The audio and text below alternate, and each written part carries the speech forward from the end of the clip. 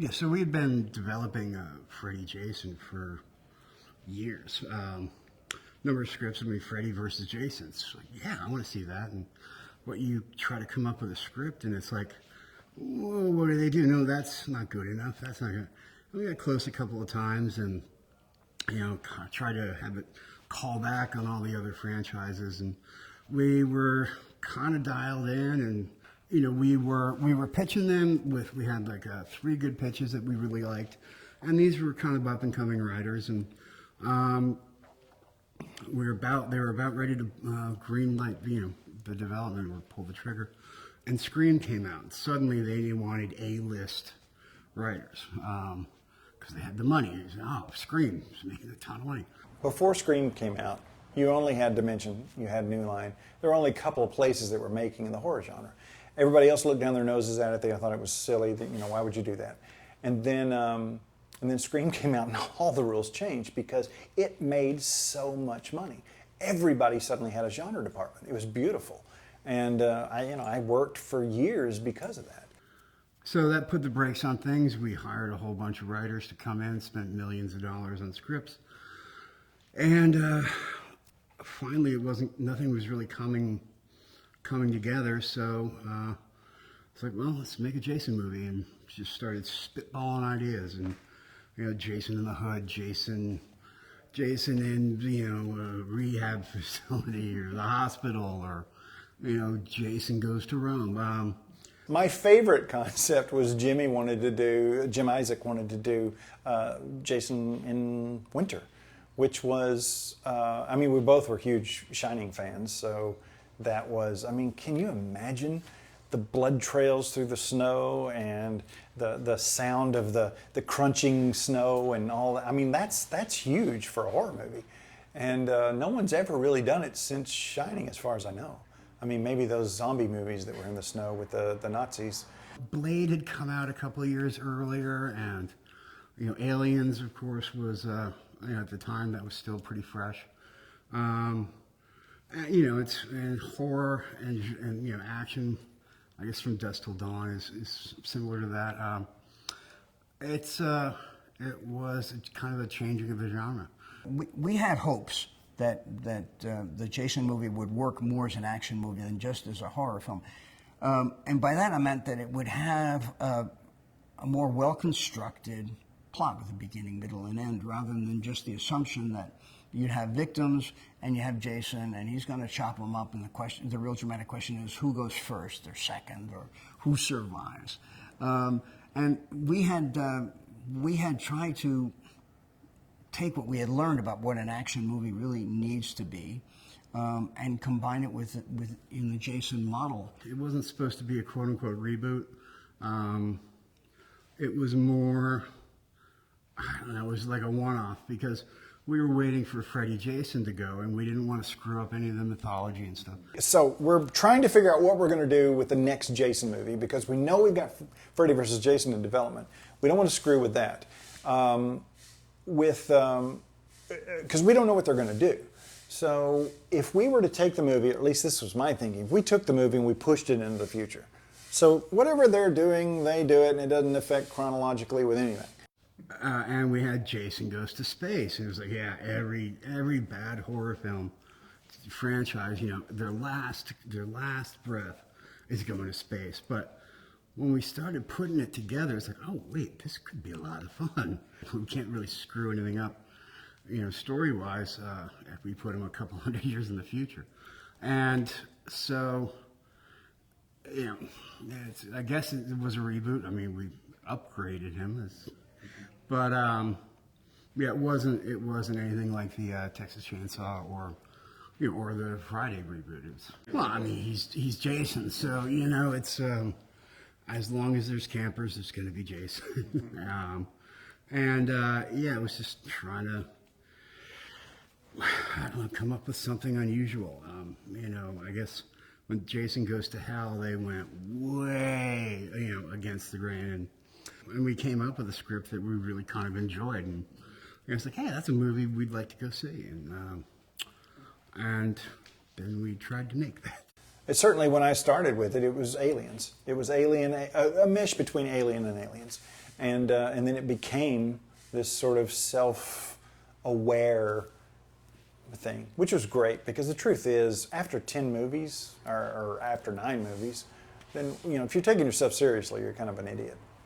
And the studio liked it too, and and they said, well, go make it, and then we had to go make it. And space scripts were a lot more expensive than Campers in the Woods. The idea of taking Jason into space was a really big personal financial risk because you had to come up with special effects that look good, and special effects at that time weren't made the way they were now. And so I thought, well, let's do. I mean, what I wanted to do was Jason in Blade Runner, which is 300, 400, 500 years in the future. You're on Earth, and somebody comes down into a cellar, and they find this cryogenically frozen Jason. Blah blah blah. And there were robots and all this stuff, because I had a big imagination and I'd never done this before, and I had no idea how much money I was spending in my brain. In development, we didn't really consider the budget much, and half of that was just for creative, not to put yourself in a box. But really, it was we didn't know how much the stuff cost. And I think our first, we sent our shooting draft to the studio, and they came back with a number of like $32 million. That's how much it would cost to make it in the studio. And we were like, okay, we have 4. And so then everyone came back to me. Isaac came back to me. Sean came back. They were like, no, there's no way we can afford this. I was like, all right, fine. So what if we do Alien? Because Alien is dark and dirty, and you could shoot that anywhere, and you can, pass it off as a ship. And so that was the plan. And I actually stole Alien and Alien structure to structure the movie. And I have no regrets stealing from Jimmy Cameron because he got enough money. He did that Avatar thing. He'd be fine. It was a chance to bring some new life. It really was just trying to have fun. People have mentioned, should I be worried about, that Jason in space, since Leprechaun didn't do so well, Hellraiser didn't do so well. And the truth is, that was all after the fact. I wasn't thinking about that at all when we were doing it, because also Jason is Jason. He's one of a kind. Jason goes to space, you better pay attention. When Sean first told me, hey, we're doing a 10th Jason movie, we want you to play Jason again, and I said, great, what's the premise? He said, it's going to be in space. Oh yeah, that's funny. What is it really? It's in space. And I was like, my first reaction was, ooh, really? Is that going to be hokey? And so I was like, it could still be scary. And my intention was always to make it dark and make it scary, make it real. It was supposed to be a real, a logical.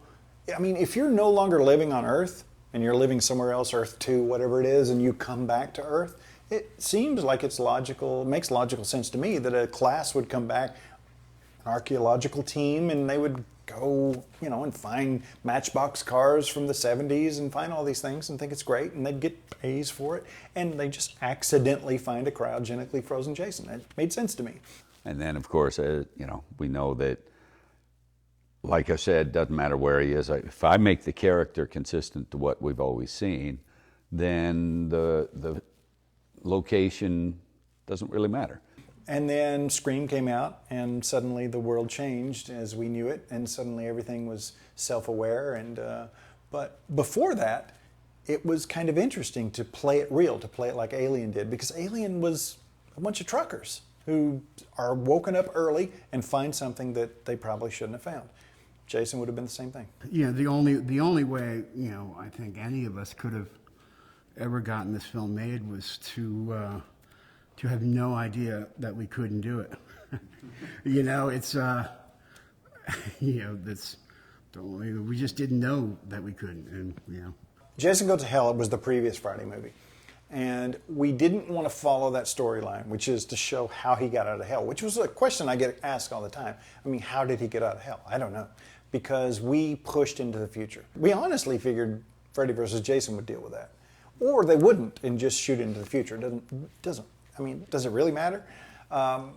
So we just started the movie at a facility where he's captured, and I always loved in Jason Goes to Hell, where you have this moment where the military is there and they hunt and they stalk him, but they don't catch him. They blow him to hell, and literally that's why it's called Jason Goes to Hell. And so we just pushed it into the future. In space, you can do anything. There's, oh yes, that's the new hologram room. That's the transporter. That's the rocket ship. That's the laser. That's, your imagination can do whatever it wants. And, I think that, Crystal Lake is beautiful. It's really nice in the fall, but it's limiting. I've often wondered, if we had taken Jason X as an idea and perhaps even stayed in Canada where we had more latitude for the money, could we have done something more fashioned towards television as we know it now, over multi-layers, over all kinds of different episodes and exploring backstory and all the rest? I don't know. I just don't. I don't know how much there is there. And I think you start dissecting things that people would rather just not know. They don't want to see the man behind the curtain. And I think you're just probably better off just leave well enough alone. Jim Isaac had worked with Sean several times in the past. And Jim was a huge effects guy. He was Cronenberg's effects guy. Yeah, Jimmy. It was a shame, but he was a huge part of getting it made. He was early as a director and not as early as a producer, and we were all just up there just kind of figuring it out as we went because nobody else was doing it like us. And couldn't have gotten it made without him, and and he's very missed. When Jimmy first came in, he had that visual eye that a lot of directors obviously don't have because he comes from blood, he comes from gore. He understands it. He's not scared of it. He did Naked Lunch. I mean, there's a guy who understands what we're doing. And he was also, we talked for years after the production trying to find something else to do together because he was fun. He was smart. He got horror. He always did. And I wish he was still here. We'd do a sequel now. It would be okay because now nostalgia is actually making money.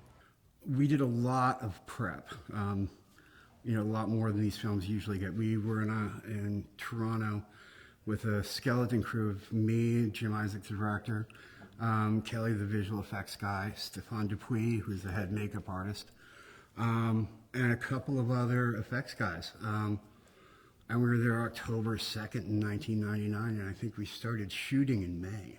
We had set up this little tiny shop to get a jump on all the things that cost so much money down the road.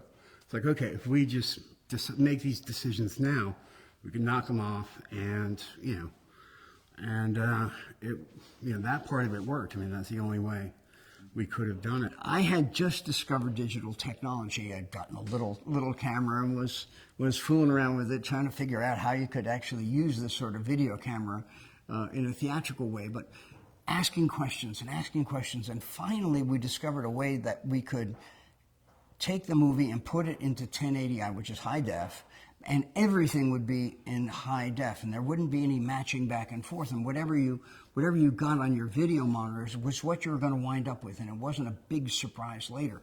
We were a space movie, so we're looking at something like 450 CGI shots, which back then was a ton of expense. But we came up with this idea because the effects house was also developing our negative. They were also the film lab. And we, after trying to figure out how to make all this work for a certain amount of money, we said, well, we decided to not print a frame of film. So we shot on 35 millimeter, but we took that negative and scanned it into the computers, and then the effects guys could do their magic and save time and money. And at the end of the day, we just did a digital negative and then output that as, in one long reel. And that opened the door to us color timing and doing all kinds of things digitally that had never been done before. And that created some technical problems, and it created some political problems, because what are you delivering us? What is this digital inner negative and stuff like that? But it was a great learning experience, and it really helped me understand the evolution of the industry subsequently. Yeah, I think we were pretty much the first to do that. We never printed one frame of film, and we weren't really thinking, "Oh my God, this is cutting edge." It was just like, well, we can save $75,000 by doing that. We were scraping by so low budget that we shot a normal 35 millimeter frame is 4 perfs, they call it, on the side, little holes on the side of the film. And we said, well, we can only scan in a certain amount, so we'll just shoot 3 perfs. And right there, we saved 25% on our stock. Actually, the entire shoot went so smooth. I think we went too long, I think 1 or 2 nights on a 6-week shoot, which is just kind of unheard of. There were two things that changed. One was there was an anti-gravity scene where everybody's floating around. And originally it was Blade Runner. So it was a futuristic world, a futuristic city. It was, big set pieces and lots of cast, and all of that had to go out the window and become a small spaceship. The other thing was there was this big set piece where everyone was floating in space and floating in gravity and anti-gravity and all this. I don't remember where that fell, and I don't remember how many drafts in that was, but we had to get rid of that. And then there was, when they first find Jason on Earth 2, he's cryogenically frozen, and there's logically speaking, you would think whoever did that would set up some sort of security system. And there was a security system of robotic spiders that came out of the wall and had, little, systems that would come out of their backs that had machine guns and all this stuff. And DeLuca, who had just done Lost in Space. And so he was like, we had some spiders in Lost in Space. Didn't really test well, so let's stay away from that. And I was like, okay. And so I just rewrote it. So there's no spiders now. I think it ended up being about 4.5 with deferments and everything else. Yes, we did put 15 million pounds of jelly beans into a 4 million jelly bean bag.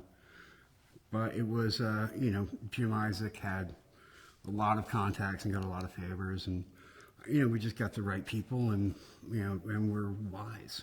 And I think when Jimmy first went to Cronenberg and said, we got this movie, I think originally he was asking, can I use your effects team to make our movie? And, would you mind being in the movie? No, that's not what happened. He was like, can I use the effects team? And Cronenberg was like, oh yeah, you can use my effects team, but I want to be in the movie. So it was his idea in the first place. And then he came in and rewrote all my lines, and I was like, okay, yeah, that's right. And he was great. He adds just the perfect level of weirdness to a movie that really I didn't think could get any weirder. I don't want them frozen, Rowan. I want them soft. And we had 25 effect shots of, setups every day, and but we just prepped. We just kept it small and made these early decisions and didn't change them, and so we were able to really just move stuff along. So one night, Noel called me in a drunken stupor and said, cryogenically freeze somebody's head and then break it. I don't know if it was exactly those were the words, but it was enough for me to go, okay. And so that's where that kill came from. It wasn't me. I wish it was me. But the thing is, for years, I never cared where the good idea came from. I never had an ego in this. It's like, if I thought it was a great idea, then I'm going to put it in the script. And so that's how it worked, and that was Noel's idea. Yeah, Uber Jason was just kind of, we were sitting around a table spitballing. It's like, oh, wouldn't it be awesome if, you just kicked the shit out of him, but, it's space, so he becomes all cyborg, and, I think there was one of the Freddy Jason scripts had them give him a chrome mask. I think that was part of it. It's like, oh, that'd be cool. Yeah, let's steal that. And then, Stefan Dupuis, who did the RoboCop suit, and among other things. He came up with that great outfit for Kane. I guess we rebooted him before rebooting was a thing. There was, I think the little fantasy was, hey, maybe we're creating a new franchise. Jason goes through a black hole and he's on some other planet, and it's Uber Jason now. And, Earth Jason can live and battle Freddy, and Uber Jason can fight Jedis or whatever. It's a Stallone movie where he was the cop, Judge Dredd, and he got thrown out of the compound, and he meets this guy. He's got a big, giant metal jaw, and he's sort of half flesh and half... And it was just, I remember looking at that thinking, wow, that's painful looking. And so that's what, at least in my brain, that's what Uber Jason was. It was he was what was left of his body and a bunch of metal that was put together with very simplistic nanotechnology so that it looks painful. Now, it became this more slick, more RoboCop thing because the guy who actually designed RoboCop. So of course it came that way. But that's not what I saw in the beginning. But it was the idea that there were two ideas. One, we're setting this thing in the future, and one was that at some point he's killed, just like he's killed in every other movie. But in our movie, let's kill him and let's bring him back. And so how would you bring him back in the future? Well, if you've got nanotechnology, which we had already set up, then why not bring him back like that? So make this guy who's regenerates and always comes back, make him come back even more destructive than ever before. And so that was the plan. It certainly became more of a Terminator type. He was always basically unstoppable, but now kind of machine-like, especially with Uber Jason. And I'll never forget the first time I put on the Uber Jason stuff, where it's not even chrome looking yet. It's just black. The mask, all the body pieces are black. But when I put those lenses in, I've worn a lot of contact lenses over the years, and so many of the crew just did not like looking at my eyes when I had the lenses in. Whether I had the makeup on or not, they could not stand looking directly at my eyes because it looked so bizarre. Maybe because of the color of the lens mixing with my eye color or something, it just was really off-putting for everybody. But I would also just like to add as a coda to that, is that we thought that because we were coming up with Uber Jason, which is a great sort of design, that the audience would really just go for that. And they liked it, but they loved the real Jason. So I think that the biggest positive things we got in that movie were when Jason, albeit a digital Jason in this sort of virtual reality, starts chasing campers and doing that, and takes the campers and he whacks them against the tree. It was a huge, audience is cheering and going on. They like Jason as he exists there, and the new shiny cool Jason, that was cool. But it didn't have the history, it didn't have the weight, the simplicity of the original Jason, and that's what the audience most strongly responded to. This was the 10th movie in a franchise, and a movie, a franchise that was not afraid to do different things, and so we went to space. I have no regrets going to space, but I also love in the middle of the movie. And this was always the intention from the beginning. When I first thought of doing this, there was always an intention to go back to Crystal Lake, because I felt like we're taking the audience on a different journey. We're taking the fans on a different journey, not just the audience. Most people, aren't going to go see this if they don't know who Jason is in the first place. But when they get there and then they get to go back to where it all started, I kind of think that's going to give a cheer. And so. And then, the idea was to change it up and sort of throw all of this stuff at Jason and try to stop him. And nothing stops Jason except a really poor box office. And even that apparently doesn't stop Jason. New Line greenlit the film as a negative pickup, it's called.